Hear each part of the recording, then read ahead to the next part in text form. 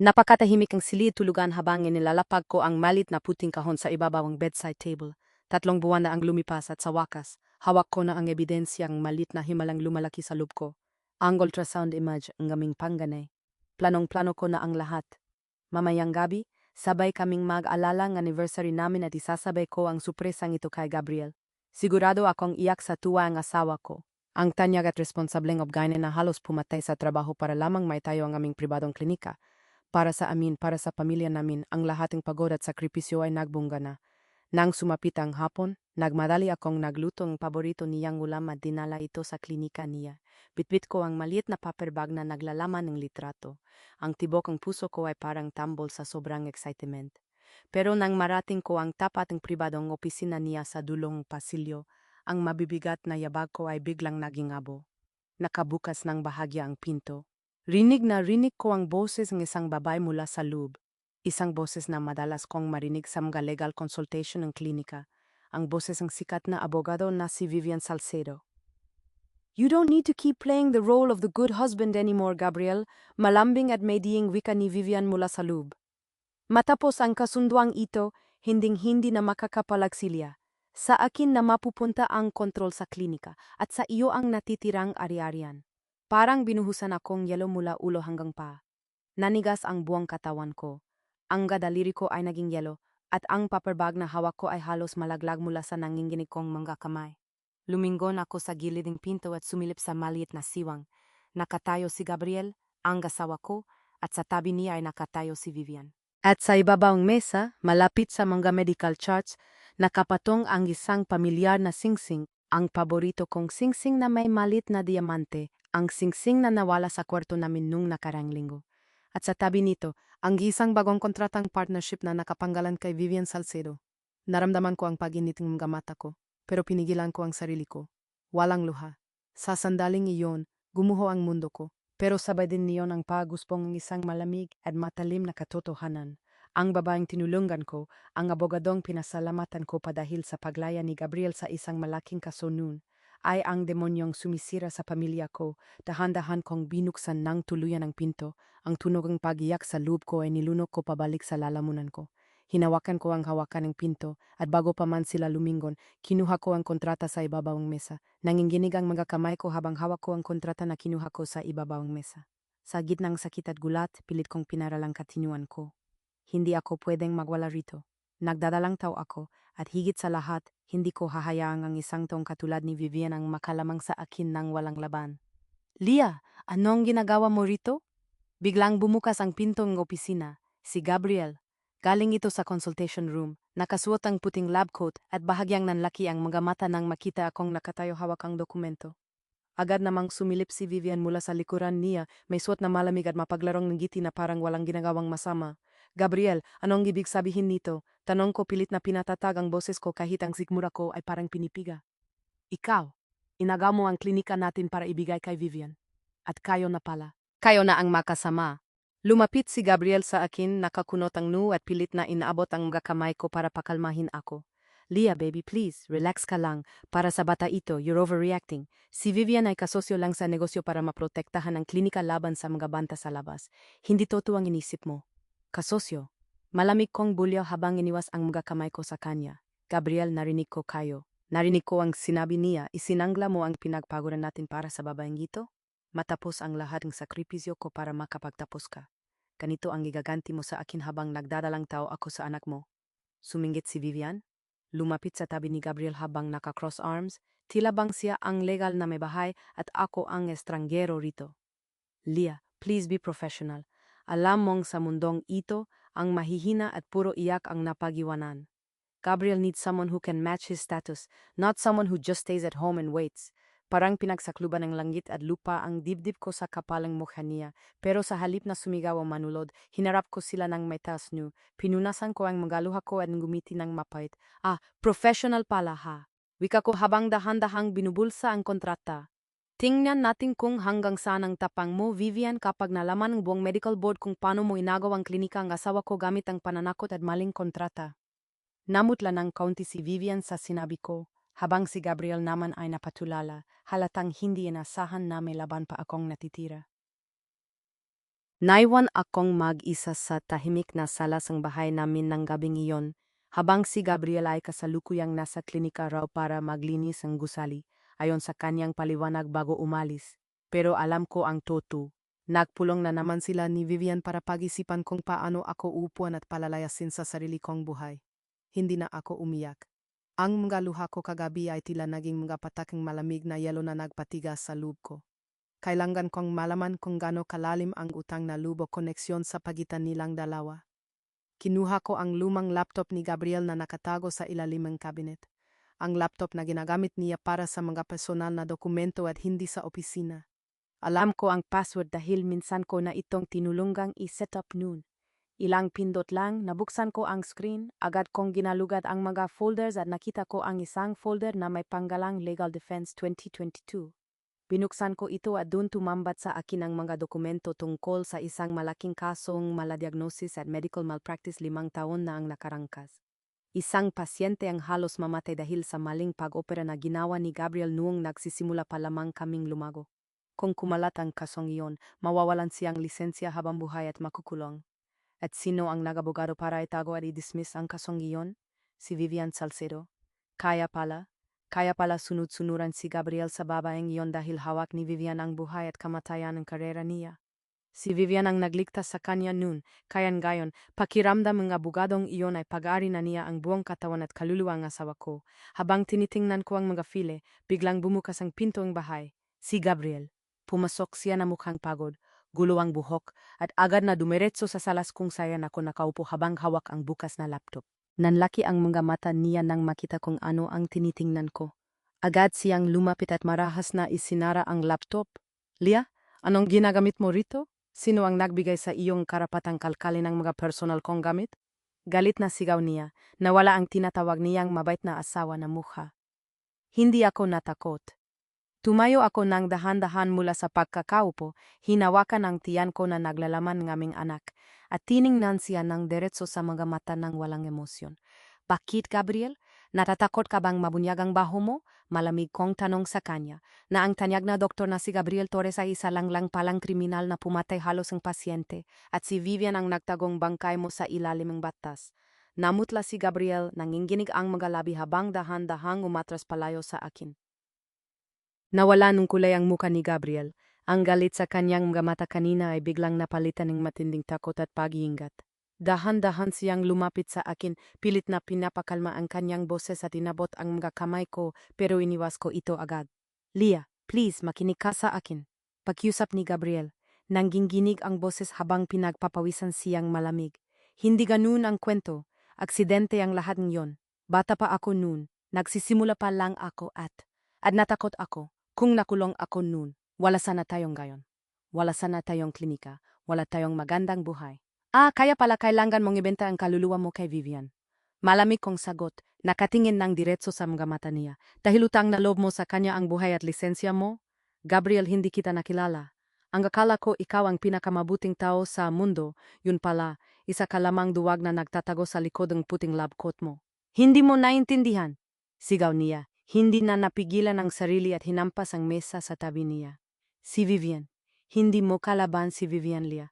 Kung kalabanin mo siya, sisiguraduhin niyang mawawala hindi lang ang lisensya ko, kundi pati na rin ang lahat ng meron tayo. Pera, bahay, pati ang karapatan ko sa anak natin.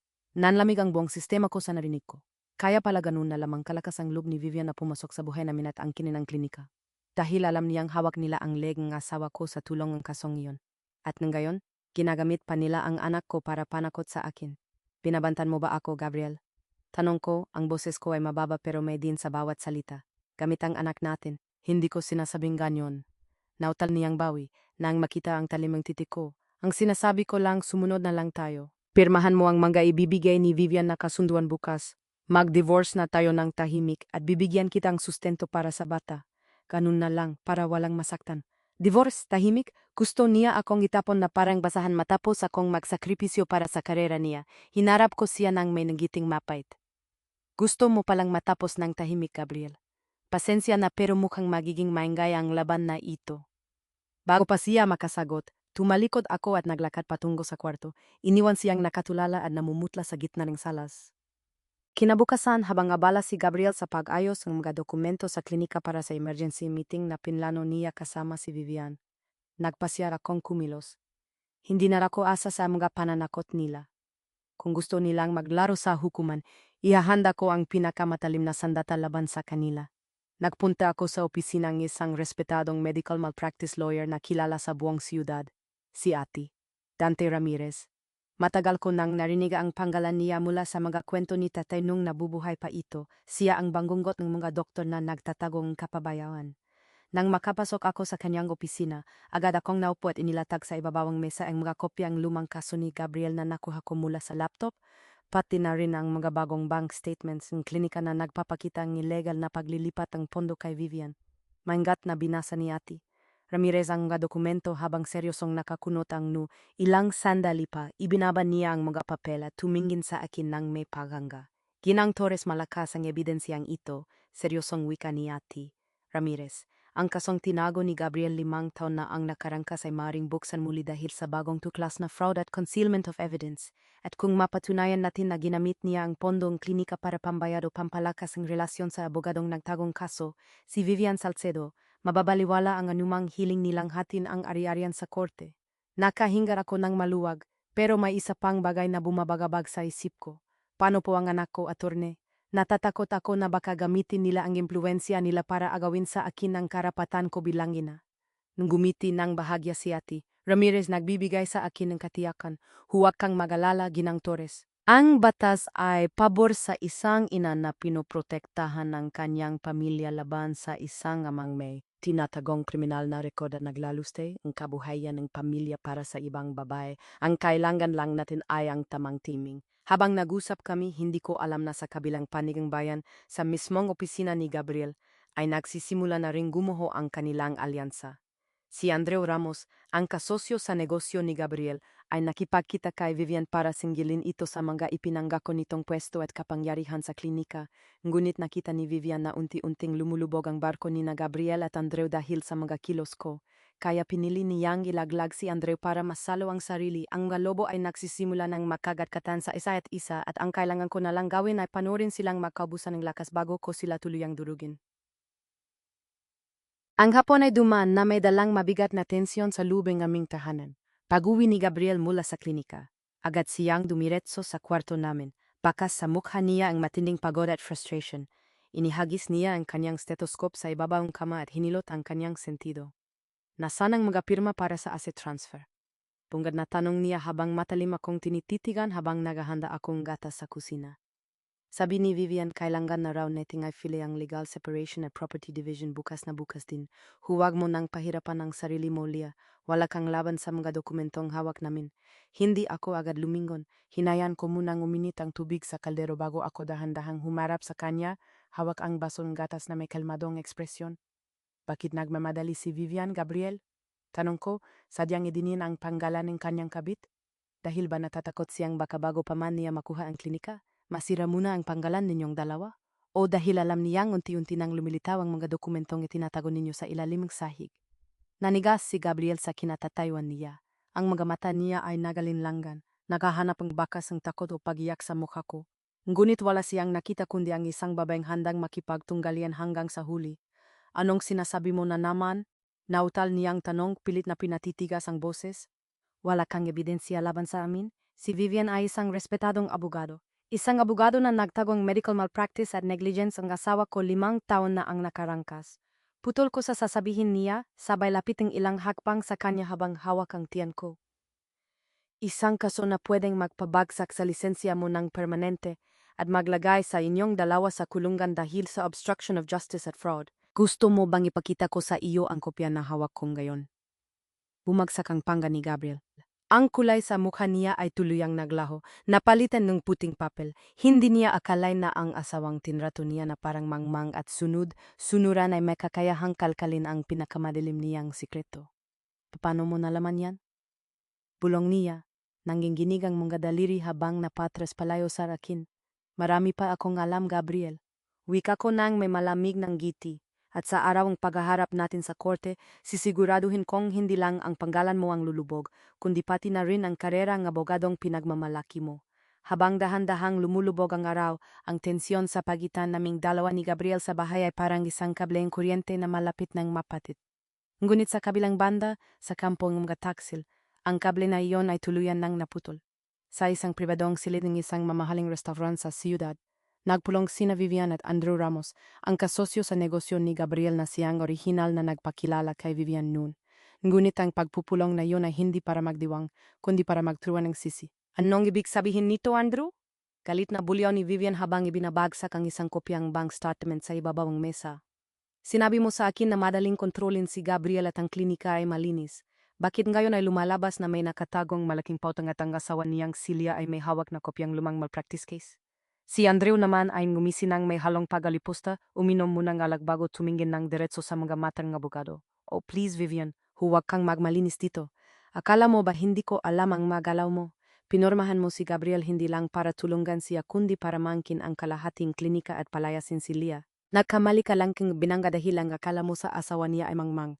Nanggigigil sa galit si Vivian, nanginginig ang mga daliri habang mahigpit na hinawakan ang basong tubig. Kung akala mo ay magpapadikta ako sa iyo, nagkakamali ka, Andrew. Hawak ko ang dokumento ng paglilipat ng pondo na ginawa mo at ni Gabriel. Kapag ibinagsak mo ako, isasama ko kayong dalawa sa impyerno.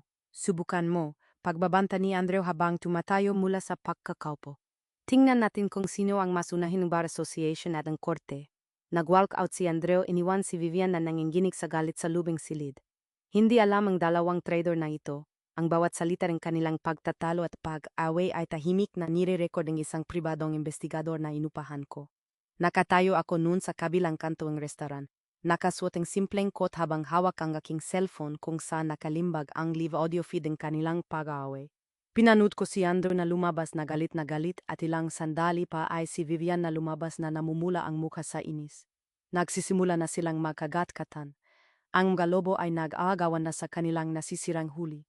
At ang tangging kailangan ko na lang gawin ay hintayin ang perpektong tiempo para hulihin silang lahat sa isang lambat. Ang mga sumunod na araw ay naging mabilis at pulido ang pag-usad ng aming mga plano. Hawak ko na ang master key para buksan ang huling pinto ng kanilang pagpapanggap. Ang audio recording ang pag-away ni na Andrew at Vivian, ang mga bank statements ng illegal na paglilipat ng pondo, at ang lumang medical malpractice record na muling binuhay ni Ate Dante Ramirez. Ngunit bago pa man namin ifile ang formal na kaso sa hukuman, si Gabriel ay gumawa ng isang marahas na hakbang dahil sa matinding takot na baka mawala sa kanya ang lahat, ang klinika, ang panggalan at ang reputasyon. Nagpasya siyang mag-filing emergency petition sa korte para huminging temporary restraining order laban sa akin at pilit na kinukuha ang karapatan sa aming anak na isisilang pa lamang.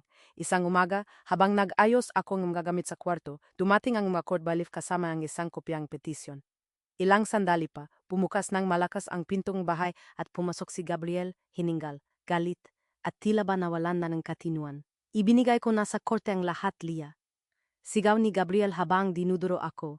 Sabi ng abogado ko, dahil sa kondisyon mo at sa kawalan mong sariling kitang gayon, mas mapupunta sa rakin ang kustodyang bata. Wala kang laban. Kung ayaw mong mapahiya sa korte, pirmahan mo na ang divorce at property waiver ngayon din. Napatigil ako sa paghawak sa tiyan ko. Tiningnan ko ang asawang minsang nagpangako na poprotektahan ako at naramdaman ko ang huling hiblang awan na tuluyang napigtas. Hindi na ako umiyak. Sa halip, humakbang ako papalapit sa kanya ng may malamig na tikas. Ang mga mata ko ay diretsong nakatitig sa kanyang nanginginig na mukha. Sa tingin mo ba, Gabriel, ang paggamit sa anak natin ang magliligtas sa iyo? Tanong ko, ang boses ko ay mababa kalmado pero may din na nagpawurong sa kanya. Sa tingin mo ba ay hahayan kitang kunin ang anak ko para lang itago ang krimen na ginawa mo? Wala kang magagawa. Pagmamatigas niya, bagamat halata ang takot sa boses niya. Ako ang doktor, ako ang may pera, ikaw ay wala. Walang nga ba? Tanong ko habang dahan-dahang kinuha ang aking cellphone mula sa bulsa, sabay pinduting play button. Sa lubeng tahimik naming salas, umalinggaw ang boses nina Andrew Ramos at Vivian Salcedo. Ang kanilang pagtatanong, ang kanilang pag-awe, at ang pag-amin ni Vivian na si Gabriel ang nagutos na itago ang kasong malpractice nun. Namutla si Gabriel. Parang binagsakan ng langit at lupa ang katawan niya na patras siya hanggang sa sumandal sa dingding habang paulit-ulit na pinapakinggan ng ebidensya ang kanyang sariling kataksilan at ang mga kasabwat niya. Gusto mo pa bang ituloy natin ang laban na ito sa korte, Gabriel? Tanong ko habang tinitingnan siya ng may matang nag-init sa tagumpay. O gusto mong mag-usap na tayo sa harap ng hukom at ang prosecutor? Ang katahimikan sa lubang aming bahay ay naging mabigat na parang tinga matapos mamatay ang huling tunog mula sa cellphone ko.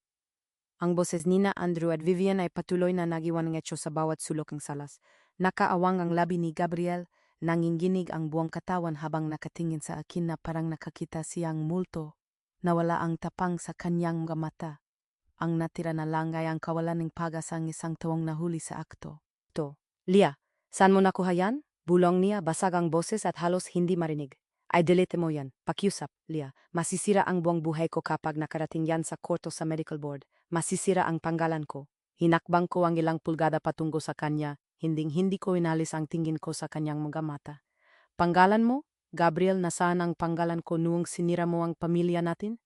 Nasaan ang konsensya mo noong pinaglaruan niyo ang buhay at kinabukasan ng anak ko? Bago pa siya makasagot, tumunog ang sarili niyang cellphone.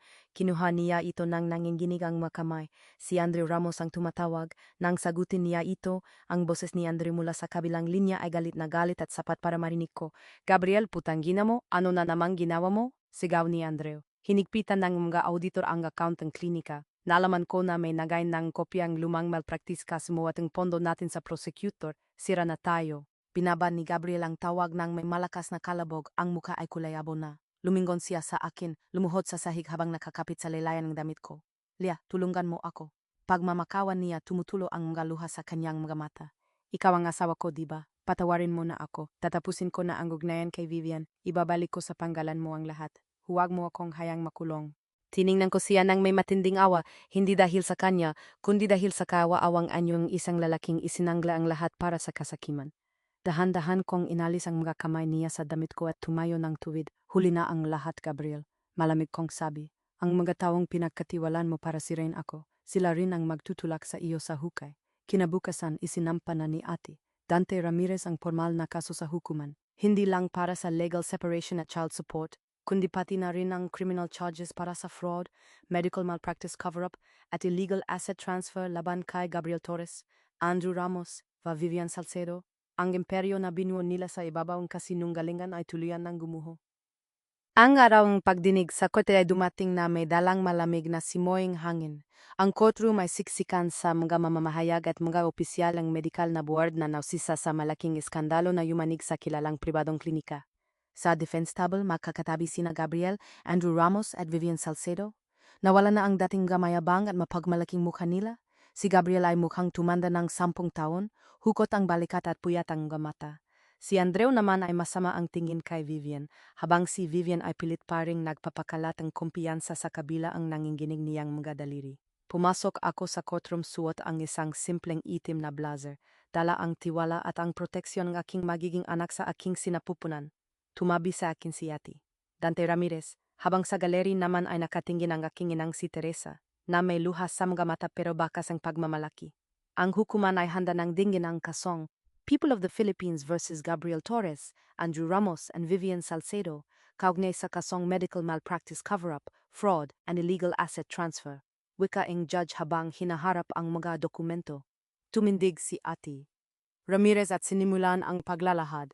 Isa-isa niyang inilatag ang mga ebidensya, ang lumang medical record, ang biktima 5 taon na ang nakarangkas, ang mga bank statements na nagpapatunay ng illegal na paglilipat ng pondo sa account ni Vivian, at ang bomba sa lahat, ang audio recording ng pag-away nina Andrew at Vivian kung saan umamin sila sa kanilang sabuatan. Sinubukan ng abogado nina Gabriel na tumutol, sinasabing illegal wiretapping daw ang recording, ngunit mabilis itong ibinasura ni Ate Ramirez dahil ang record ay nakuha sa pamamagitan ng isang independent investigator gamit ang malinaw na legal context ng public corruption at fraud disclosure. Nang tawaging sumalang sa saksi si Vivian para depensahan ang sarili, nawala na ang tikas ng sikat na abogado. Nang tanungin siyang tagawsi kung totoo bang tinulungan niyang pagtakpan ng malpractice ni Gabriel kapalit ang kalahating klinika, napilitan siyang umamin sa ilalim ng uwath nang mapatunayan ng mga dokumento ang kanyang lagda. Sa kabilang banda, si Gabriel ay tuluyan ng gumuho nang tanungin siya kung sino ang nagutos sa paglilipat ng pondo. Sa halip na protektahan si Vivian, tinuro niya ito at isinabit si Andrew na nagudyok sa isang malaking komprontasyon sa loob mismo ng courtroom. Nagsigawan ng tatlo habang pinatatahimik silang judge. Pinanood ko sila mula sa upuan ko. Hindi na ako nagagalit. Ang tanging naramdaman ko ay ang kapayapaan ng isang tawang nakita ang sarili niyang hustisya. Ang mga tawang nagtangkang yumurak sa aking pagkatawa sila rin lang ang nagukay ang sarili nilang libingan. Ang hatolang hukuman ay lumabas makalipas ang ilang linggo ng masusing paglilitis. Ang kaso ay nagtapos sa isang makasaysayang desisyon na nagpabagsak sa buong imperyo ang kasinunggalingan na binuo ni na Gabriel. Si Gabriel Torres ay napatunayang guilty sa mga kasong medical malpractice, cover-up, fraud, at illegal asset transfer.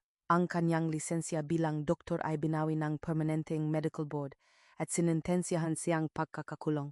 Ang klinika na pinaghirapan naming itayo ay tuluyang isinailalim sa receivership ang korte. At ang mga nalalabing ari-arian nito ay nilaan bilang kabayaran sa mga naagrabyadong biktima at para sa aming anak. Si Andreu Ramos ay nawalan ng lahat ng posisyon sa negosyo at nahaharap din sa patong-patong na kasong tax evasion at fraud, habang si Vivian Salcedo ay sinuspinde ng permanente ng Integrated Bar of the Philippines bukod pa sa criminal charges na naglagay sa kanya sa binggit ng pagkakakulong. Ang sikat at mayabang na abogado ay tuluyang nawalan ng lisensya at danggal sa propesyon sa araw ng hatol. Habang inilalabas si Gabriel ang mga pulis mula sa courtroom, nakita ko siyang lumingon sa gawi ko. Namumula ang mga mata niya, pilit na inaabot ang mga kamay ko para humingi ang huling tawad. Lia, patawarin mo ako, please. Hiyaw niya habang hila-hila siyang mga guwardiya. Tumayo ako ng tuwid. Hawak ang aking tiyan na ngayoy malapit ng mangganak. Hindi ako umiyak. Hindi rin ako nagsalita ng masasakit na salita. Tinitigan ko lang siya ng may kalmado at walang laman na mga mata. Ang pinakamalaking parusa sa isang taong tulad niya ay ang mapagtantong wala na siyang halaga sa buhay ko. Tumalikod ako at lumabas ang courtroom, kasama ang aking inang si Teresa. Natahimik na humihinging tawad sa akin dahil sa mga lihim na itinago niya noon. Hinawakan ko ang kamay ni inay at ngumiti. Nandito na tayo, inay. Mahina ko ang wika habang lumalabas kami sa ilalim ng liwanag ng araw. Tapos narang banggungot. Ang mga taong nagtangkang maglubog sa akin na sila ring lumubog sa sarili nilang putik, habang ako ay naghahanda na salubungin ang bagong yugto ng aking buhay, malayabo at may hawak na sa sarili kong tadhana. Isang maliit, maliwalas at malayang sentro ang opisyal kong binuksan sa isang tahimik na bahaging siyudad. Isang center para sa mga kababayhang nagdadalang taon na nahaharap sa pag-isa, pag-abandona at matinding pagsubok sa buhay. Hindi na ako ang babaeng nagtago sa aninong kanyang kasawan nun. Dito sa ilalim ng sarili kong mga pa, natutunan kong ang tunay na lakas ay hindi nagmumula sa taong katabi mo, kundi sa tibay ng sarili mong dibdib. Ilang linggo ang nakararan, isinilang ko ang aking anak ng malusog at ligtas. Siya ang munting liwanag na nagbigay ng dahilan para lalo akong maging matatag. Isang hapon habang abala ako sa pag-ayos ng mga dokumento sa aking opisina, bumukas ang pinto at pumasok si ina kasama ang isang taong hindi ko na inasahang magpapakita pa. Si Gabriel, payat hukot at nakasuot ang simpleng damit ang dating mayabang na doktor. Nakakulong na siya noon, ngunit dahil sa ilang legal na kondisyon at piyansa para sa ilang kaso. Nabigyan siya ng pagkakataon na magpunta rito bago tuluyang ilipat sa mas mahigpit na pasilidad. Tumabi siya sa akin habang pinagmamasdan ko ang anak ko na natutulog sa duyan. Lia, mahina at nanginginig ang boses ni Gabriel. Hindi na ito ang boses ng taong nanakot at ng api sa akin noon. Boses na ito ang isang taong tuluyang naubusan ng mundo. Gusto ko lang sanang huminging tawad. Kahit alam kong huli na ang lahat, binisita ko ang nakaraan ko at naintindahan ko na kung gaano kalaki ang sinira ko. Hindi ako lumingon agad. Hinayaan ko munang duman ang katahimikan sa pagitan naming dalawa, ang malamig na hangin mula sa bintana ang tanging sumasagot sa kanya. Dahan-dahan akong humarap sa kanya, kalmado, walang galit, walang put, tanging ang katahimikan ng isang taong nakamove on na. Gabriel, wika ko, ang boses ko ay banayad pero matatag, pinapatawad na kita. Hindi para sa iyo kundi para sa kapayapaan ng sarili ko at ng anak ko, pero ang pagpapatawad ay hindi nanggangahulugan na ibabalik ko ang nakaraan. May mga desisyon na kapag ginawa mo habang buhay mo nang dadali ng epekto. Yumuko si Gabriel at sa unang pagkakataon, nakita ko ang pagpatak ng mga luha mula sa kanyang mga mata. Mga luhang huli na para baguhin ang mga nasira. Tumalikod saya at dahan-dahang lumabas ang pinto, habang tanaw ko ang paglisan ng isang lalaking pinili ang kasakiman kaysa sa tapat na pagmamahal.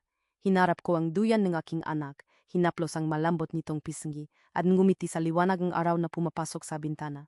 Ang kwento ko ay hindi natapos sa pagtataksil ng isang asawa, nagsimula ito sa sandaling pinili ko ang sarili ko.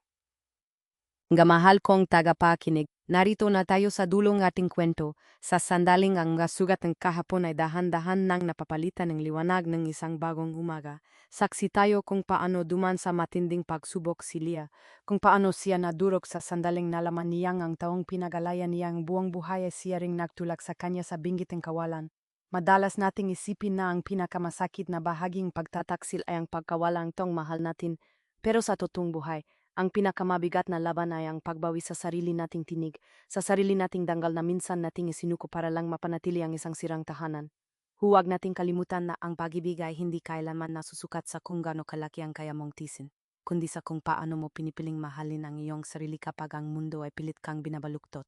At dito pumapasok ang pinakamahalagang aral na maaari nating bonin sa ating mga relasyon, ang pagkakaroon ng sariling kakayahan at kamalayang pinansyal at emosyonal.